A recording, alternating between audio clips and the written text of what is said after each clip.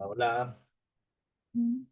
hola, hola, hola, bendiciones a todos. ¿Cómo están? ¿Cómo va todo? ¿Cómo se encuentran el día de hoy? Bueno, vamos a intentar aquí tener este tiempo precioso. Sexto día, capítulo 6 del libro En él. Espero que, espere porque todo menos desacomodado. Listo ya. Dice así, capítulo 6. Los amigos de Dios. Les ofreció intimidad, pero por su propia decisión no pudieron tenerla. A medida que escribo estos capítulos de apertura, qué hambre se mueve en mi corazón. Hablar de estas cosas aviva la llama e incrementa mi deseo de buscar a aquel que nos ama tan maravillosamente. Él nos ha buscado consistentemente como individuos en el mayor romance de todas las épocas. No obstante, aquel que es tan digno de nuestra búsqueda no es una presa fácil. Per se, Él es el grande y santo Rey y como tal debe ser honrado. Por lo tanto, ciertamente no se puede hablar de acércate a Él sin hablar del tema del temor santo. En este cruce de caminos, los mensajes amigables con el buscador espiritual y la verdad muchas veces se separan. Estos mensajes pueden ser encontrados en cualquier denominación o círculo, pues hablan de un Dios que desea a los hombres y desea bendecirlos. Sin embargo, el mensaje falla porque omiten su santidad. Muchas veces esto es fruto de buenas intenciones. Algunos han visto o han experimentado la tragedia del legalismo, mientras que otros simplemente quieren ser amados y sustentados. Pero trágicamente, algunos mensajes se predican intencionalmente, incompletos, para generar mayor número de seguidores. Los que han huido del lazo del legalismo y solo predican un amoroso y comprensivo Dios que compensa toda nuestra falta de rectitud y mundanalidad son reaccionarios en sus motivos y tácticas. Este consejo no, perdón, no se obtiene de acercarse a la presencia de Dios para oír por sí mismos su palabra. Si así fuera, se darían cuenta de que no hay otra manera de acercarse a Él, sino por la calzada bordeada tanto de amor santo como de temor. Estos mensajes predican un Señor fácil, a expensas de la misma meta que tratan de lograr. Al dejar fuera el temor de Dios, eso en esencia deja fuera su presencia del alcance de los hombres. Hay una verdad permanente e inmutable con respecto a una audiencia en su presencia. Se resume en esta escritura, Salmo 89:7. Dios temible en la gran congregación de los santos y formidable sobre todos cuantos están alrededor de él. Leamos nuevamente la segunda parte de ese versículo. Formidable sobre todos cuantos están alrededor de él. Esto siempre es verdad y siempre permanece. Dios va nunca, perdón, y, esto siempre es verdad y siempre permanece. Dos puntos. Nunca vas a encontrar que Dios manifieste su presencia en una atmósfera donde no sea reverenciado. Él no se va a acercar ni va a habitar en un ambiente en el que no se ha tenido en el máximo honor, estima y respeto. Wow. No importa lo bien que cantemos o la buena que esté la música de la adoración, lo buena que esté las enseñanzas o las predicaciones, o lo bíblica que sea la oración. Si Él no es temido, Él no se va a acercar para revelarse. No hay diferencia con Elí y sus hijos. Wow, fuerte eso. A lo largo de los años, al entrar a los auditorios donde cientos o miles de creyentes se reúnen, ha habido incontables ocasiones en las que no ha habido ni pista de la presencia de Dios. La razón, había una falta de temor santo entre la gente y muchas veces incluso en el liderazgo. Los equipos de alabanza y adoración pueden ser excelentes, con estándares y danzantes y músicos y cantantes virtuosos, Los servicios pueden ser innovadores, con alta tecnología y anunciados en los medios de comunicación. El evento puede ser creativo y entretenido, de manera que la gente disfrute humor y temas de interés, pero hay algo que falta. La atmósfera está vacía de la presencia de Dios. El hecho que rompe el corazón es que la mayor parte de los asientos ni siquiera se dan cuenta de lo vacía que realmente está la atmósfera. En este punto, permíteme interrumpir para decir que las formas innovadoras para comunicarse son frescas y de ninguna manera por sí solas obstaculizan, perdón, la presencia manifiesta de Dios.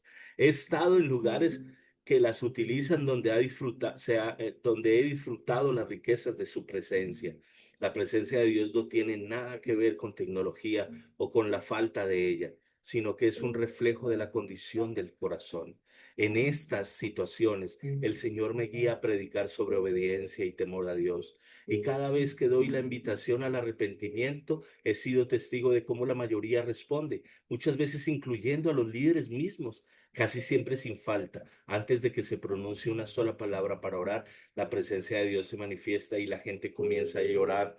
¿Por qué sucede esto? Porque Dios se acerca a los que lo aman, lo honran y le temen. Por esta razón, Santiago dice en Santiago 4, 8, 9, acercaos a Dios y Él se acercará a vosotros. Pecadores, limpiad las manos, y vosotros los de doble ánimo, purificad vuestros corazones.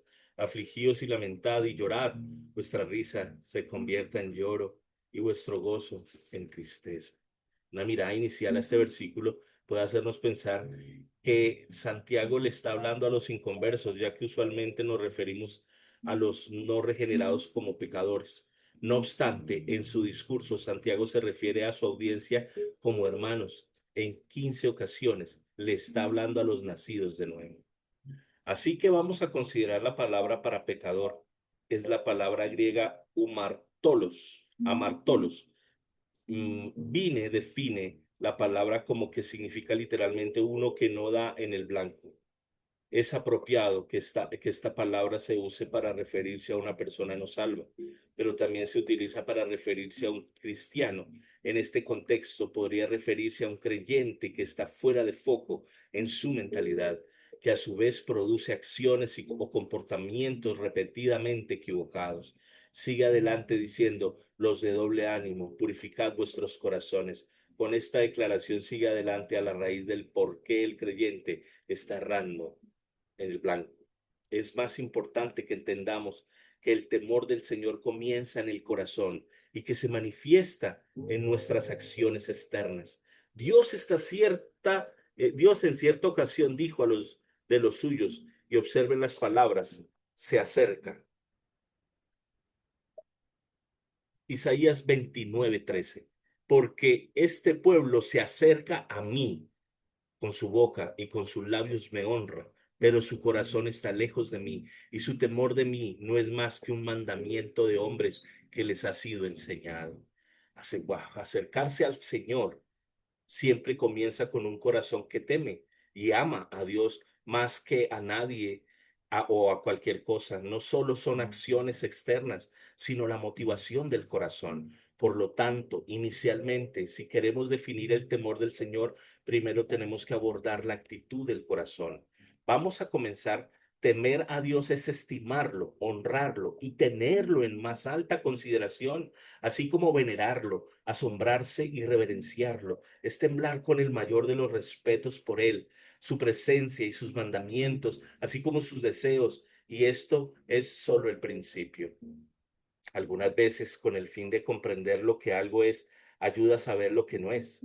Un ejemplo excelente de acercarse a Dios sin temor santo se puede ver en la vida de dos hijos de Aarón. Antes que el tabernáculo estuviera terminado, Moisés le instruyó a Moisés, harás llegar delante de ti a Aarón, tu hermano, y a tus hijos consigo, de entre los hijos de Israel, para que sean mis sacerdotes, a Aarón y a Nadab y a Abiú, Eleazar e Itamar, hijos de Aarón. Estos hombres fueron apartados y entrenados para ministrar al Señor y estar en la brecha por el pueblo. fueron autorizados a acercarse a la presencia. Sus deberes y parámetros de adoración fueron delineados y Moisés les dio instrucciones específicas de parte de Dios.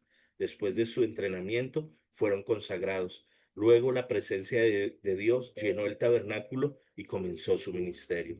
Pero para dos de ellos fue de corta duración. Aún después de que la gloria del Señor se había revelado en el tabernáculo, poco tiempo después, en Levítico 10:1, dice: Nadab y Abiú, hijos de Aarón, tomaron cada uno su incensario y pusieron en ellos fuego, sobre el cual pusieron incienso y lo ofrecieron delante de Jehová, fuego extraño, el que nunca les mandó. Observa que Nadab y Abiú ofrecieron fuego extraño en la presencia del Señor. Nota, la versión de la Biblia en inglés traduce extraño como profano. Una definición de profano en el diccionario Webster en inglés es mostrar falta de respeto o menosprecio por las cosas sagradas, irreverente. Esto significa tratar lo que Dios llama santo, sagrado, como si fuera común. Estos dos hombres tomaron sus incensarios, apartados para la adoración del Señor, y los llenaron de fuego e incienso que ellos mismos escogieron y no ofrecieron el que Dios pidió. Fueron descuidados con lo santo y eso los llevó a la desobediencia. Se acercaron a la presencia de Dios llevando una ofrenda irreverente, inaceptable, por medio de tratar lo que era santo como común. Observa lo que sucede. Levítico 10:2. Y salió fuego delante de Jehová y los quemó y murieron delante de Jehová. Estos dos hombres fueron juzgados por su reverencia y entregaron la muerte instantánea. Su irreverencia se llevó a cabo en la misma presencia de Dios, y aunque eran sacerdotes, no estaban exentos de rendirle honor a Dios. Pecaron al acercarse a un Dios santo como si fuera común. Se habían familiarizado tanto con su presencia. Escucha las palabras de Moisés inmediatamente después del juicio y observa las palabras. Se acercan. Levítico 10:13. Entonces dijo Moisés a Aarón: esto es lo que habló Jehová, diciendo: en los que a mí se acercan, me santificaré, y en presencia de todo el pueblo seré glorificado. Y Aarón cayó. Este es un decreto eterno, así como universal. Dios dice que nadie se puede acercar a Él tomándolo a la ligera o considerándolo común. Él debe ser considerado santo y tenido en reverencia por todos en su presencia. El Señor había dejado en claro que la irreverencia no sobreviviría en su presencia, pero Nabab y Abiú no prestaron atención. Hoy en día no es distinto. Él es el mismo Dios santo. No podemos esperar ser admitidos en su presencia con actitudes irrespetuosas. No hay excepciones especiales por conectes familiares. Estas dos sacerdotes eran sobrinos de Moisés, así como hijos de Aarón, pero ambos sabían que no tenían que cuestionar el juicio de Dios, porque solo Él es justo. De hecho, Moisés les advirtió a Aarón y a los dos hijos sobrevivientes de Aarón que ni siquiera lloraran su muerte, no fuera que también ellos murieran. Esto hubiera sido una irreverencia todavía mayor. Así que los cuerpos de Nabab y Abiú fueron llevados fuera del campamento para ser enterrados. Estos dos jóvenes tomaron a la ligera las instrucciones específicas de Dios, se presentaron con irreverencia y carecían de temor de Dios, y estas condiciones del corazón producen acciones de desobediencia. Vemos que la raíz del pecado es la falta del temor a Dios. Cuando Dios se le apareció a los hijos de Israel en el monte Sinaí, no pudieron resistir su presencia. La razón: carecían de temor de Dios, porque una vez que se retiraron de su presencia, Moisés se dirigió a ellos diciendo en Éxodo 20:20: no temáis, porque para probaros vino Dios y para que su temor esté delante de vosotros, para que no pequéis. Moisés les dijo: no temáis, porque Dios ha venido para que su temor esté delante de ustedes. Suena como una contradicción, pero no lo es. Moisés estaba haciendo una diferencia entre tenerle miedo a Dios y el temor de Dios. La diferencia es inmensa. La persona que tiene miedo de Dios o que Dios le asusta tiene algo que esconder. No quiere acercarse porque la luz pura de la presencia de Dios va a exponer lo que esconde. Pablo nos dice: mas todas las cosas, cuando son puestas en evidencia por la luz, son hechas manifiestas. Efesios 5:13. Dios no quiere que le tengamos miedo, sino que lo temamos. Pablo escribe en 2 de Timoteo 1:7, porque no nos ha dado Dios espíritu de cobardía, sino de poder, de amor y de dominio propio. Y Juan escribe, en el amor no hay temor, sino que el perfecto amor echa fuera el temor, porque el temor lleva ese castigo, de donde el que teme no ha sido perfeccionado en el amor. Primera de Juan 4:18. Estos hombres se están refiriendo a un espíritu de temor y no al temor de Dios con estas declaraciones, ya que los escritos, y no al temor de Dios con estas declaraciones, ya que los escritores del Nuevo Testamento también nos dicen, ocupaos en vuestra salvación con temor y temblor, Filipenses 2:12. Y nuevamente Pablo nos dice que debemos servir a Dios agradándole con temor y reverencia, porque nuestro Dios es fuego consumidor, en Hebreos 12:28-29.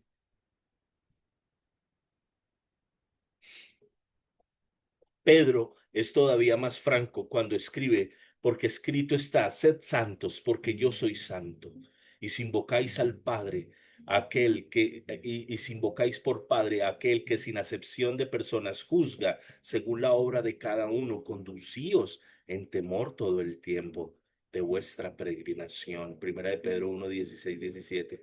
Al leer estas declaraciones, ciertamente no podemos hacer a un lado el temor de Dios como parte vital del cristianismo del Nuevo Testamento. Observa que Moisés le dice al pueblo cuando vino la presencia de Dios, para que su temor esté delante de vosotros, para que no pequéis. No es el amor a Dios, sino el temor de Dios lo que nos guarda de pecado. Pablo dice, ocupaos en vuestra salvación con temor y temblor, y no con amor y bondad. En otra epístola nos exhorta a que como tenemos la presencia de Dios morando en nosotros, así que amados, puesto que tenemos tales promesas, limpiémonos de toda contaminación de carne y de espíritu, perfeccionando la santidad en el temor de Dios. Segunda de Corintios 7:1. Observa que no dijo en el amor de Dios. Nunca voy a olvidar cuando visité un ministerio por reconocido que estaba en prisión por fraude a un ministro. Lo cuestioné cuando dejó de amar a Jesús. Me miró y me dijo sin titubear, nunca lo dejé de amar. Confundido respondí, entonces, ¿por qué el adulterio y el fraude? Me dijo John, seguí amando a Dios durante todo ese tiempo, pero dejé de tener temor de él. Y luego dijo algo que me remachó. John, hay millones de cristianos estadounidenses como yo, que dicen que Jesús es su Salvador y lo aman, pero no le temen como su supremo Señor. En ese punto se me encendió un foco. Me di cuenta de que podíamos amar una imagen de Jesús creada por nuestra propia imaginación y raciocinio, pero no es el verbo, no es el verdadero Jesús, perdón. Porque la escritura nos dice que el temor de Dios es el principio o el punto de partida para conocer a Dios íntimamente.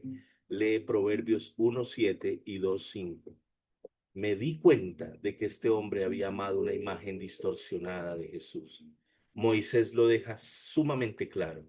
Es el temor del Señor lo que nos guarda de pecar, y el pecado nos separa de la intimidad con Dios. El Señor le dijo al pueblo de su pacto, pero vuestras iniquidades han hecho división entre vosotros y vuestro Dios, y vuestros pecados han hecho ocultar de vosotros su rostro para no oír, dice Isaías 59:2. Observa que dice que nuestros pecados nos han separado a nosotros de Él y no a Él de nosotros. Está hablando con los suyos cuando hace esta declaración, no con los paganos.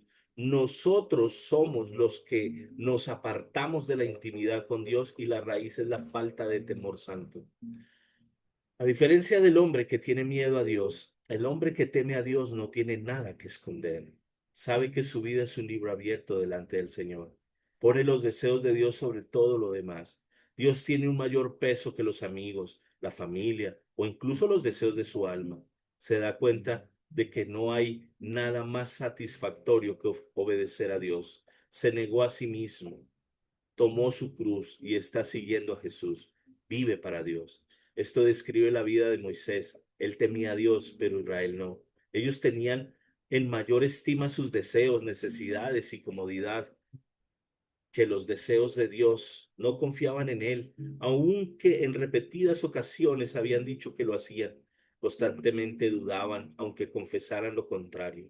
No estimaban su palabra, sus deseos o sus mandamientos sobre todo lo demás, y como no le temían, nunca lo iban a poder amar en verdad. ¿Por qué? Nunca experimentaron una verdadera revelación de Él. Por eso es que se alejaron de su presencia. Había cosas que esconder de la luz de la presencia. Sabían que en cierto nivel esta luz los forzaría a tratar con esos asuntos y tendrían que decir a quién servir. Mientras Israel se alejaba, Moisés se acercaba más. Tenía que decirle al Señor que el mismo pueblo que él había liberado del cautiverio tan maravillosa y poderosamente y que había traído a sí mismo, no quería acercarse más a él. Moisés temía el momento, pero Dios ya lo sabía y sorprendió a Moisés al decir en Deuteronomio 5:28, he oído la voz de las palabras de este pueblo, que ellos te han hablado. Bien está todo lo que han dicho. No puedo imaginarme la sorpresa de la cara de Moisés. No solo tomó por sorpresa que Dios, lo tomó por sorpresa que Dios sabía lo que habían dicho. ¿No es increíble? ¿Cómo podemos olvidar que Él lo sabe todo? Pero qué impresión descubrir que los hijos de Israel finalmente tenían razón en todo lo que habían dicho. Moisés entonces murmuró algo como, ¿por qué no pueden acercarse a ti? Puedes escuchar la tristeza en la voz de Dios cuando le explicó por qué el pueblo no se puede acercar a Él. Deuteronomio 5:29. Quien diera que tuviesen tal corazón, quien diera que tuviese cual tal corazón, que me temiesen y guardasen todos los días todos mis mandamientos, para que a ellos y a sus hijos les fuese bien para siempre. Con esta respuesta Dios dejó dos cosas claras, como el cristal. Primero, es imposible acercarse a Dios si hay una falta de temor santo. Y segundo, la evidencia de este temor es la obediencia a sus mandamientos.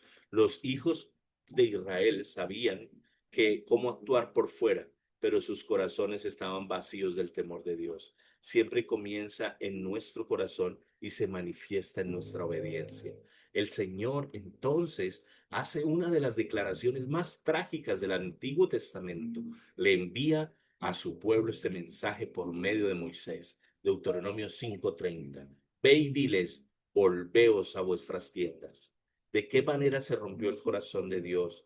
Y qué pesado debe haber tenido el corazón Moisés al regresar. Incluso ahora mi corazón siente el peso de ello. Dios los sacó de Egipto por una razón, traerlos a sí mismo, y no lo entendieron. Lee Éxodo 19:4. Este era su propósito divino en su gran liberación. No obstante, cuando se presentó la oportunidad de revelarles, ellos retrocedieron. No podían resistir su presencia porque no lo temían. Regresarían a sus tiendas y se mantendrían apartados de su presencia y de su voz. Él les ofreció intimidad, pero por decisión propia no podían tenerla. Por otro lado, escucha las palabras que Dios le dice a Moisés después de decirle al pueblo que regrese a sus tiendas. Y tú, quédate aquí conmigo y te diré todos los mandamientos y estatutos, decretos que les enseñarás, a fin de que los pongan ahora por obra en la tierra que yo les doy por posesión. Deuteronomio 5:31. Qué increíble. Quédate aquí conmigo y te diré. Qué éxtasis, qué gozo tan absoluto. Qué privilegio insondable. Moisés fue invitado a quedarse y escuchar el corazón de Dios. No hay nada mejor en todo el universo, ser invitado a permanecer en la presencia del que es infinito en amor, sabiduría, conocimiento y poder. Estar cerca del que todo el cielo adora y anhela. A Moisés se le dio esta invitación. Moisés había abrazado el temor del Señor y por lo tanto podía tener comunión íntima con él. Vemos la evidencia de esto en las palabras del salmista. Sus caminos notificó a Moisés y los hijos de Israel sus obras. Salmo 103:7. Moisés muchas veces sabía lo que Dios iba a hacer antes de que lo hiciera. porque el Señor compartía su corazón con Moisés, ya que permanecía cerca en el mismo lugar, en el perdón, ya que compartía su corazón con Moisés, ya que permanecía cerca en el mismo lugar que el pueblo no quería acercarse.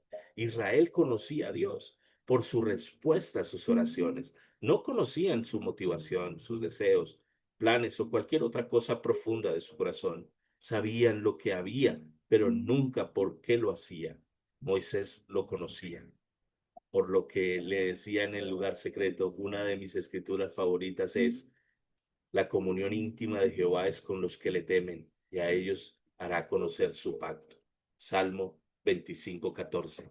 Sin cambiar el contexto, podríamos decir algo como esto: los secretos del corazón de Dios están con los que le temen, y les mostrará los caminos de su pacto.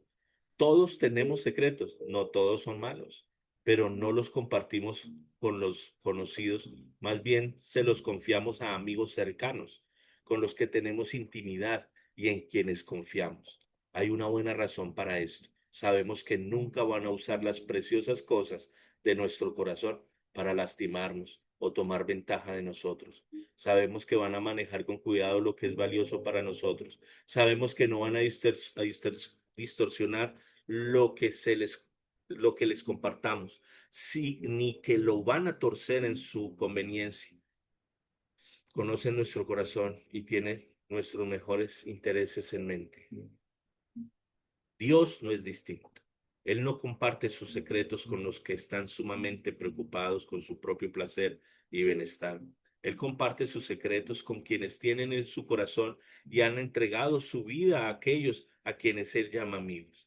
Cierta versión de la Biblia en inglés, New Living Translation, confirma esto al anunciar: la amistad con Dios está reservada para los que le temen, y con ellos comparte los secretos de su pacto. Salmo 25:14. Hubo un hombre en el Antiguo Testamento llamado el amigo de Dios. Su nombre es Abraham. ¿Por qué fue amigo de Dios? La respuesta se encuentra en la mayor prueba que tuvo que enfrentar. Había esperado 25 años la promesa de Dios, un hijo nacido de él, y Sara, su esposa, estéril. Mucho tiempo después de que había pasado la temporada de tener hijos, Dios les dio un hijo y lo llamaron Isaac, que significa risa. Este joven trajo a su casa una alegría mayor de la que habían imaginado.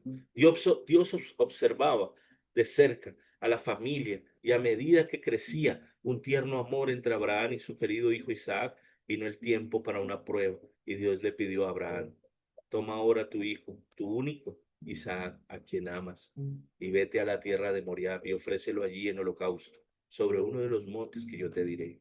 Génesis 22:2. ¿Puedes imaginarte la sorpresa de Abraham delante de esta petición? Este era el hijo prometido, el mismo que había estado esperando pacientemente durante 25 años. Ya habían corrido a Ismael, se iba a quedar sin hijos. ¿Por qué ahora que el lazo era tan fuerte? ¿Por qué Dios se tardó tanto? ¿Por qué no lo pidió cuando todavía era un bebé? Muchos eruditos creen que Isaac tenía 33 años en ese momento. ¿Te puedes imaginar esa noche? Seguramente en el alma de Abraham se desató una lucha. ¿Cómo le podía pedir Dios algo así? Todo iba conforme a lo planeado. Isaac un día se casaría y sus descendientes producirían las naciones y reyes que Dios había prometido. ¿Cómo es que Dios podía pedir su vida tan pronto? ¿Puedes escuchar las preguntas que batallaban en su alma? ¿Para qué me dio a Isaac? ¿Para qué me lo daría si me lo iba a quitar?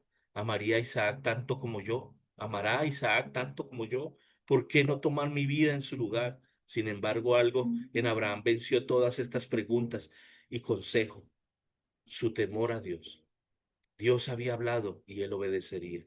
Leemos: y Abraham se levantó muy de mañana y enalbardó su asno y tomó consigo dos siervos suyos y a Isaac su hijo, y cortó leña para el holocausto, y se levantó y fue al lugar que Dios le dijo. Génesis 22:3.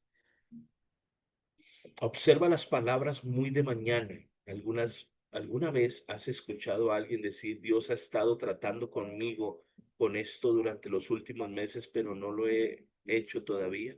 Simplemente revelan su falta de temor a Dios. temer a Dios es temer delante de su palabra. Esto significa que obedezcamos a pesar de no ver la razón o el beneficio de ello. Significa que obedecemos a pesar de que no entendamos. Es obedecer incluso cuando duele.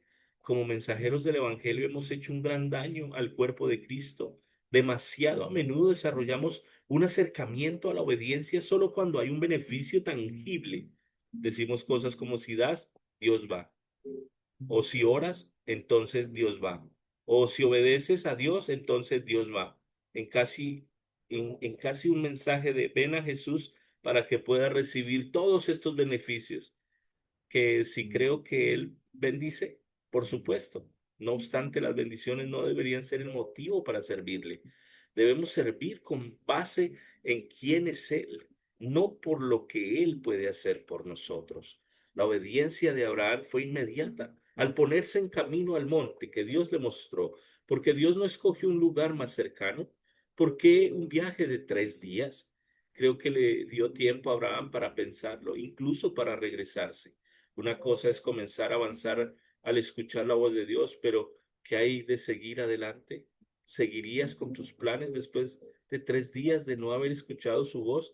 Ahora que estás mirando la montaña donde tienes que matar a la persona y lo más importante de tu vida. No obstante, Abraham subió a la cima del monte, edificó un altar, ató a Isaac y levantó el cuchillo. Luego de pronto el ángel del Señor llama a Abraham desde el cielo: no extiendas tu mano sobre el muchacho, ni le hagas nada, porque ya conozco que temes a Dios, por cuanto no me rehusaste tu hijo, tu único. Génesis 22:2. ¿Cómo fue que Dios supo que Abraham lo temía? Porque obedeció a pesar de no entender, incluso cuando dolía, e incluso cuando no era para su beneficio. Dios observó a Abraham poner los deseos del Señor sobre cualquier otra cosa. Entonces Dios supo: este es un hombre a quien me puede revelar y compartirle mi corazón.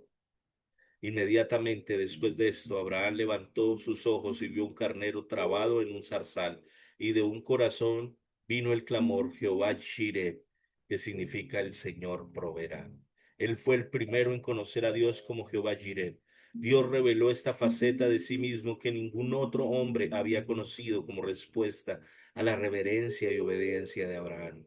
Quizá tú me conozcas como John Bevere, el autor. Algunos me conocen como John Bevere, el conferencista, pero hay otras personas. Su nombre es Lisa y ella me conoce como John, el esposo. Ella es mi amiga íntima, además de mi esposa, y yo le comparto secretos a ella que nadie más conoce.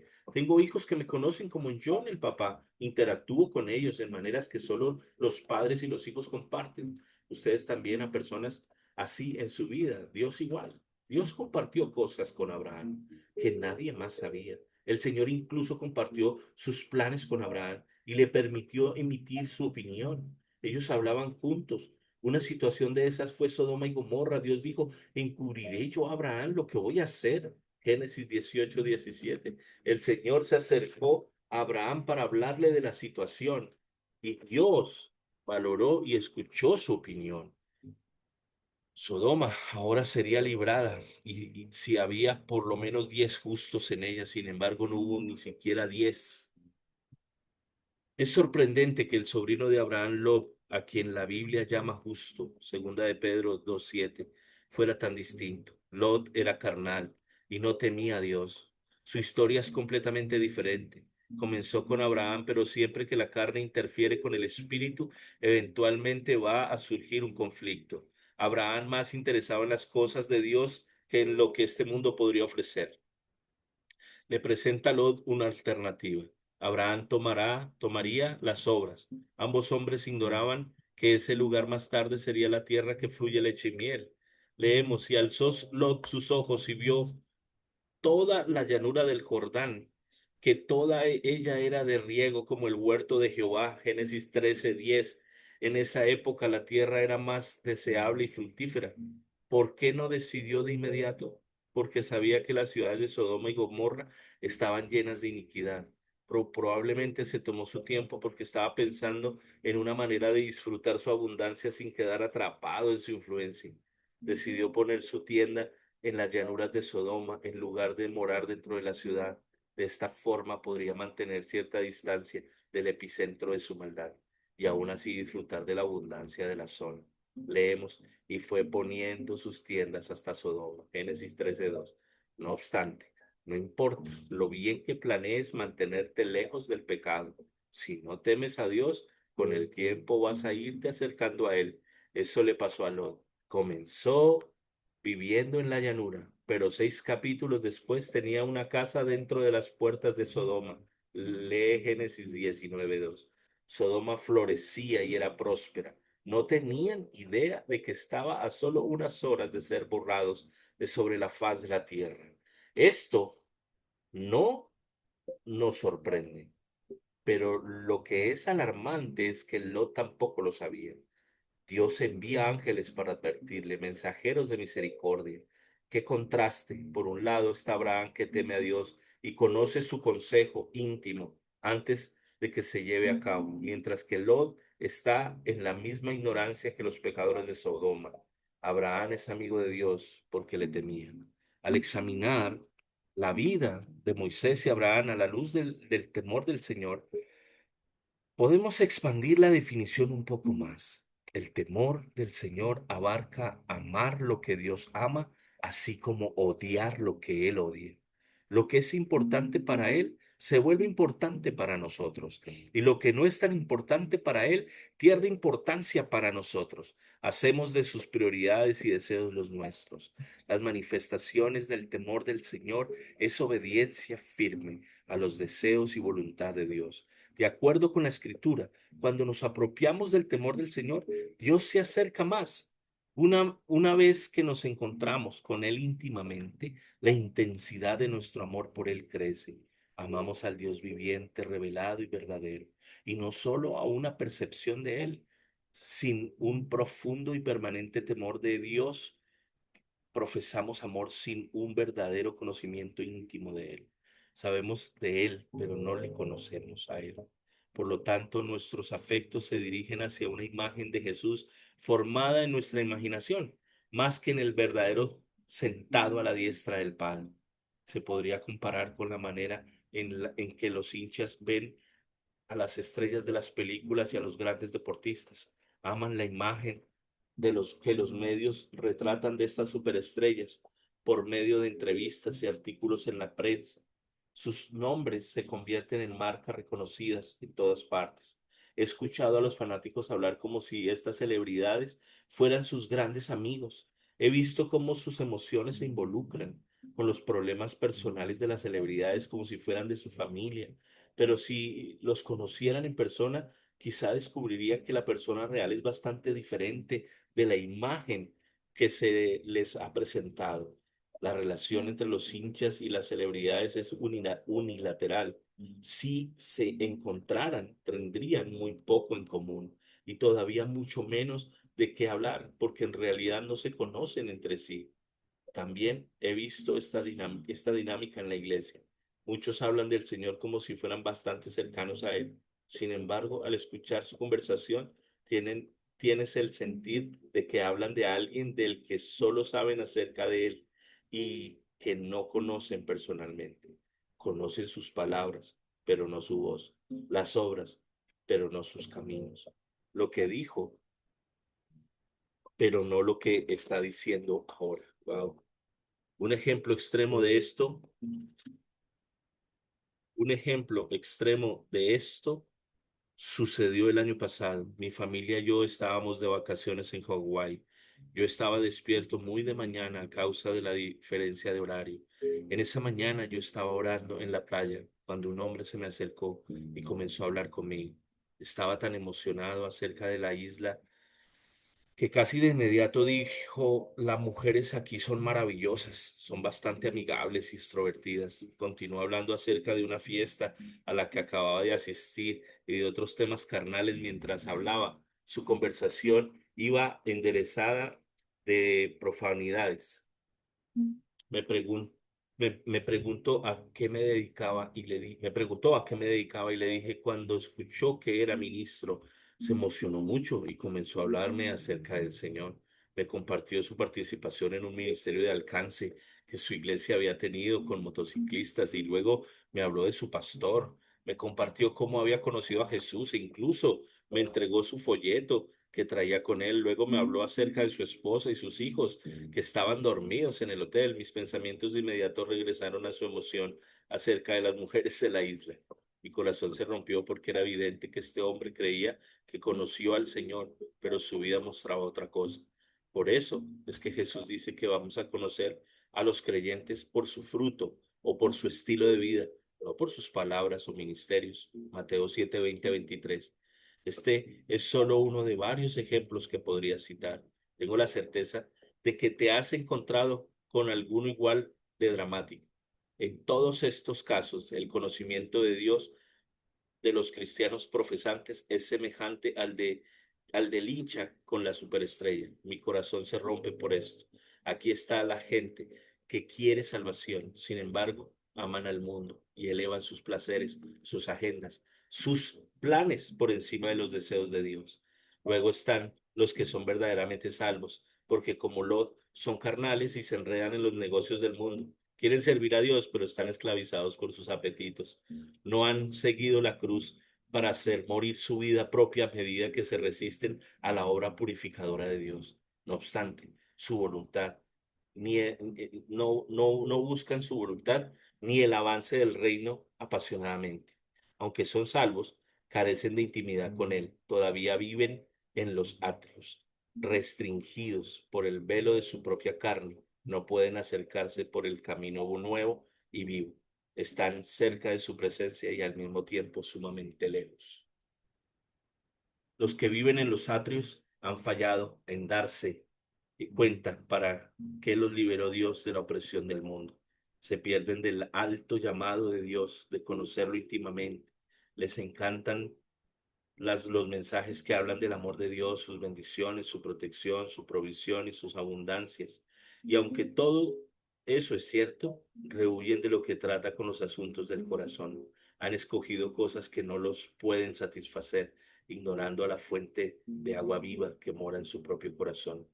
Necesitamos dar a conocer que Dios quiere una relación íntima con nosotros y que Él es santo y que no puede ser burlado. Pagó un precio tan alto para traernos a sí mismo. ¿Cómo podemos seguir siendo amigos del mundo? Santiago advierte antes de su exhortación a acercarnos a Dios. ¿No sabéis que la amistad del mundo es enemistad contra Dios? Santiago 4:4. Y continúa diciendo que si buscamos las pasiones del mundo, nos hacemos enemigos de Dios. Recuerda, le está hablando a creyentes. Pablo también utiliza términos inequívocos, porque la gracia de Dios se ha manifestado para salvación a todos los hombres, enseñándonos que renunciando a la impiedad y a los deseos mundanos, vivamos en este siglo sobria, justa, piadosamente, aguardando la esperanza bienaventurada y la manifestación gloriosa de nuestro gran Dios y Salvador Jesucristo. Tito 2:11-13. Nuevamente, esta es la razón por la que Pablo nos dice que nos ocupemos de nuestra salvación con temor y temblor. ¡Wow! Está muy poderoso esto. A menudo escuchamos mensajes que proclaman que ahora todos los que han recibido a Jesús son sus amigos. Espero que en este punto ya te hayas dado cuenta de que Dios no es un amigo barato colectivo. Cierta vez en oración, él clamó: pregúntale a mi pueblo si quieren que yo sea igual de fiel con ellos como ellos lo son conmigo. Jesús no vino como Salvador para que todos se pudieran unir a su club de nacidos de nuevo. Él está buscando una relación en la que lo amemos tanto como Él nos ama. Allí es donde encontramos su amistad. Esto se confirma con sus propias palabras en Juan 15:14. Vosotros sois mis amigos si hacéis lo que yo os mando. Hay ciertos parámetros en función de la amistad con Jesús. Él no dijo: ustedes son mis amigos si creen que yo soy el Cristo. Más bien dijo: ustedes son mis amigos si hacen lo que yo les mando. Hemos discutido en este capítulo que el poder para hacer lo que Él nos mande se encuentra en el temor de Dios. Jesús hizo esta declaración después de que Judas se fue para traicionarlo. Si pasamos al siguiente versículo, encontraremos que Jesús le dice a los 11, ya no os llamaré siervos, Juan 15:15. El hecho de que diga ya no implica que hubo un tiempo en el que los consideraba siervos, pero ahora existía un nuevo nivel. Después de esta declaración continúa diciendo, porque el siervo no sabe lo que hace su señor, pero os he llamado amigos, porque todas las cosas que oí de mi Padre os las he dado a conocer. Juan 15:15. Observa que los amigos del maestro saben lo que él está haciendo, conocen sus caminos. ¿Por qué los llama amigos hasta el final y no al principio de su relación? La respuesta es que probaron su lealtad y obediencia al seguirlo en las pruebas y momentos difíciles, y al regocijarse con él en lo milagroso y en lo bueno. Su fidelidad se evidenció con su obediencia. Esta declaración se extiende a todos los que claman a su nombre. Ustedes son mis amigos y hacen lo que yo les mando. Observa que él lo dijo llanamente. La amistad está reservada para los que obedecen. Esto refleja lo que vimos en el libro de Salmos. La amistad con el Señor está reservada para los que le temen. ¿Por qué Dios restringiría su amistad? Creo que es para protegernos de los peligros que conlleva la familiaridad. Recuerda a los hijos de Aarón y la exhortación dada a su padre Aarón.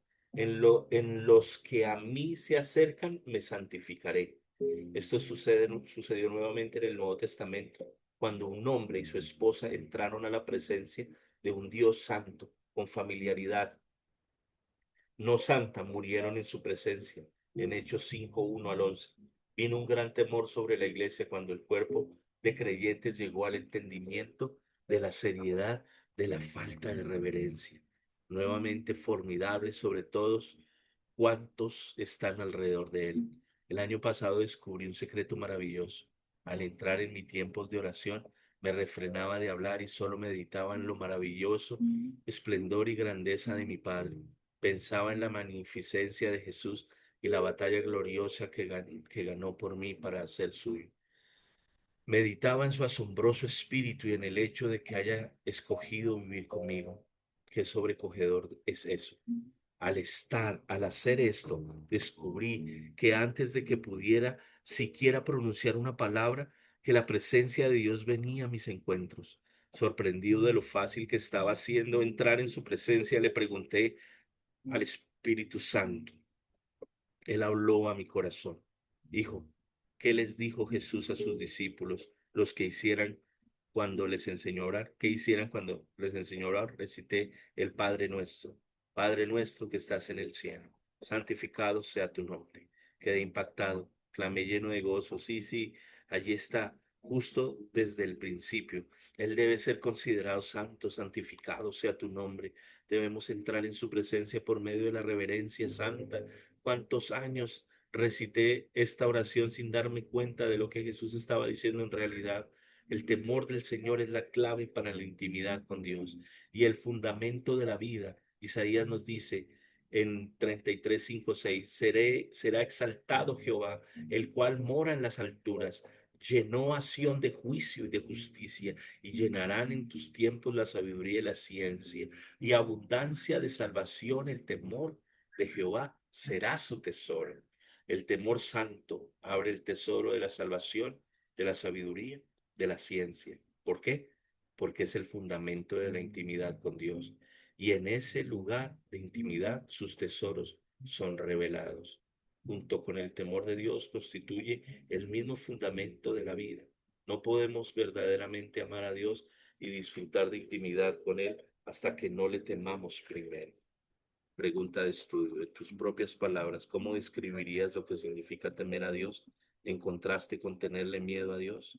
2. Este capítulo compara a Abraham, el amigo de Dios, con su sobrino Lot, que era llamado justo. Mientras Lot miraba las tierras deseables hacia Sodoma y Gomorra, y obviamente estaba tratando de idear una manera de disfrutar la abundancia de las ciudades sin ser atrapado por su influencia. ¿Alguna vez te sientes inclinado a pensar de esa misma manera? ¿De qué forma el temor apropiado del Señor te ayudaría a prevenir un raciocinio tan defectuoso? 3. Wow. recordando el encuentro del autor con ese hombre en la playa de Hawái, ¿has tenido encuentros similares? ¿Cómo trataste con ellos? Sin importar si fue tan extremo como este incidente o no, ¿alguna vez fuiste el hombre en la playa? Cuando tus palabras o acciones traicionaron donde realmente estaba tu corazón en ese momento. ¿Qué aprendiste o qué estás aprendiendo todavía de ocasiones similares? Cuarto, a la luz del Salmo 25:14, la comunión íntima de Jehová es con los que le temen y a ellos hará conocer su pacto. El autor señala que Dios retrae su amistad para protegernos de los peligros de la familiaridad. ¿Qué son los peligros de la familiaridad? Amén. Y amén. Chicos, uy, 50 minutos, es que yo leo muy despacio. Pero bueno, yo leo despacio para poder entender. Poderosísimo los amigos de Dios. Esto me parece impresionante. Quiero ser amigo de Dios, pero él revela cómo ser amigo de Dios. Dice que la obediencia es el paso y la obediencia inmediata a esas cosas que Dios ama. El aborrecer lo que él aborrece. Para mí esto es brutal. Dios los bendiga. Nos vemos mañana, capítulo 7. Está muy poderoso. Discúlpenme, me demoro. Soy más demoradito para leer, pero para poder entender. Bendiciones. Chao, chao.